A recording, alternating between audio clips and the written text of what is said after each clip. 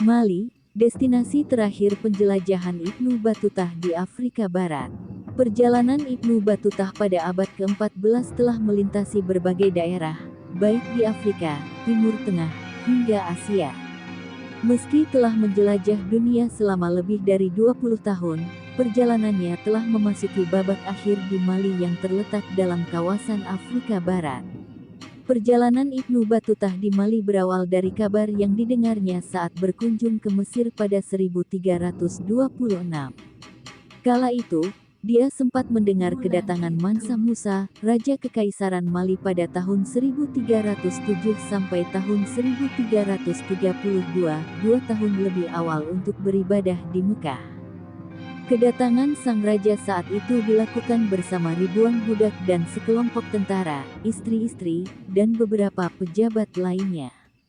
Dengan bantuan 100 unta pembawa emas, Mansa Musa membagi-bagikan uangnya kepada masyarakat Mesir hingga pasar emas sempat mengalami krisis beberapa lama setelahnya. Tak hanya itu, Ibnu Batutah juga mendengar bahwa Mali terkenal dengan pasokan beberapa barang perdagangan seperti gading, bulu burung unta, kacang kola, hingga budak.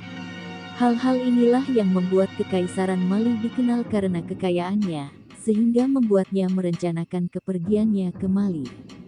Perjalanannya ke Afrika Barat dimulai dari saat dia menyewa seorang pemandu dan berjalan kaki.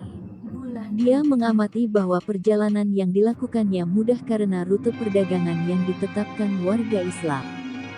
Selama perjalanan, dia sempat melewati gurun Sahara dengan karavan unta, lalu 25 hari kemudian dia tiba di Tagaza.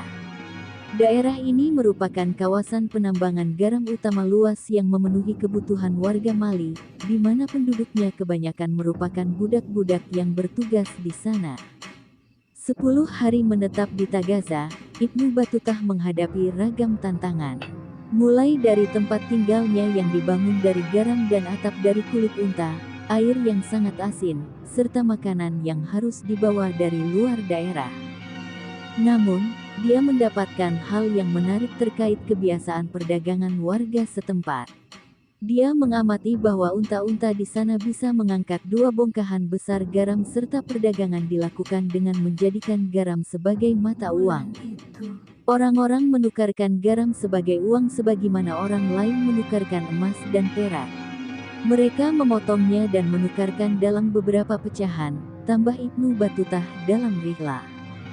Setelahnya, dia berjalan ke Walata dan hanya bertahan selama beberapa pekan dan kembali pergi untuk melanjutkan perjalanan ke Mali. Dalam perjalanan, dia sempat melewati sebuah sungai. Dia sempat menukarkan beberapa butir manik-manik kaca dan pecahan garam untuk beberapa makanan lokal seperti ayam dan nasi. Sesampainya di pusat pemerintahan Mali, dia sempat berkunjung dan bertemu Mansa Sulaiman, adik dari Mansa Musa. Mansa Sulaiman telah menjadi Raja Kekaisaran Mali sejak 1341, di mana kala itu Mansa Musa telah meninggal dunia. Di sana, dia berkunjung ke beberapa kastil milik sang raja. Kastil utamanya dibangun oleh seorang arsitek dari Andalusia yang didekorasi dengan indah, sedangkan bangunan tempat tinggal masyarakat identik dengan dinding tembikar dengan atap kayu dan alang-alang. Amatan Ibnu Batutah tentang Mali. Selama menetap di Mali, Ibnu Batutah mengamati tentang bagaimana tingginya keadilan di antara para warga. Begitu pula dengan hal yang terjadi di kalangan penjelajah, di mana mereka tidak takut dengan pencurian dan perampokan dengan kekerasan.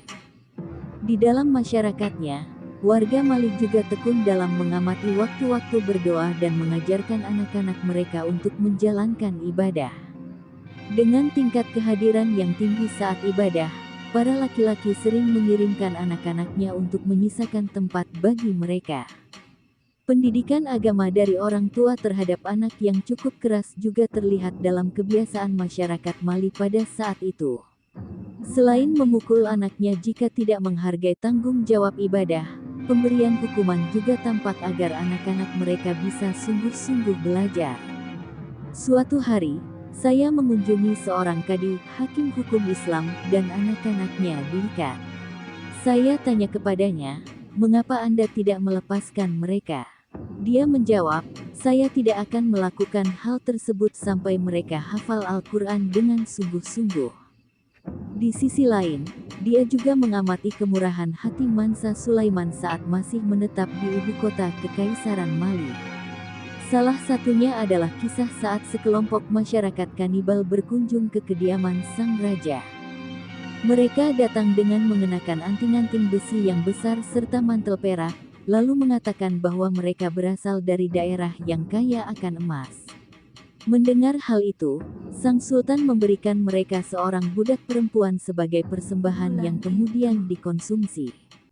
Setelah menetap di Mali selama berbulan-bulan, dia pergi ke Timbuktu bersama seorang pedagang. Perjalanan ini sempat dilakukannya dengan jalur darat menggunakan unta, lalu jalur laut dengan sebuah kapal kecil. Dalam perjalanan inilah, Ibnu Batutah bertemu dengan seekor kuda Nil untuk pertama kalinya. Pada masa itu, kuda Nil dianggap sebagai hewan yang menakutkan bagi masyarakat yang menggunakan kapal. Mereka lebih besar dari seekor kuda, mereka memiliki surai dan ekor, kepalanya seperti kepala kuda dan kaki mereka seperti kaki gajah, jelasnya. Setelah itu, dia berkunjung ke kota Gao yang dikenal sebagai pusat perdagangan. Kota tersebut banyak memiliki sumber-sumber seperti beras, ayam, ikan, hingga buah dari pohon baobab.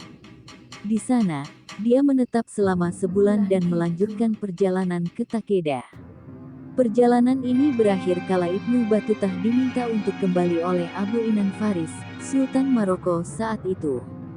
Selesai dari Takeda, dia kembali ke Fez melalui Sijil Masa dan sampai pada awal 1354.